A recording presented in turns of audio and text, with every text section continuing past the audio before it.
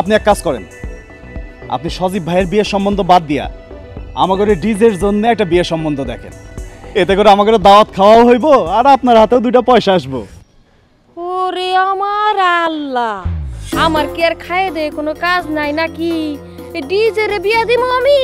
ও কি করে? ও তো চাকরি বাকরি কিছুই করে না।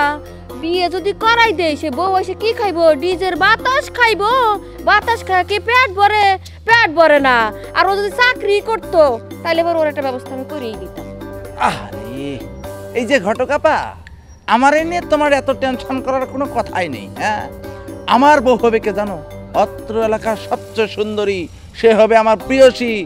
তাকে আমি সব সময় ডিজে গান শোনাবো, সে আমার গান শুনে মুগ্ধ হবে। সে খাইতে বসে ডিজে গান গাইবে, ঘুমাতে গিয়ে ডিজে গান গাইবে, শয়নের স্বপ্নে সব সময় ডিজে গান গাইবে। হ্যাঁ, তার তুমি এক কাজ করো, তুমি আমার বড় ভাইকে একটা বিয়ের ব্যবস্থা করে দাও। ঠিক আছে, সবই হবে।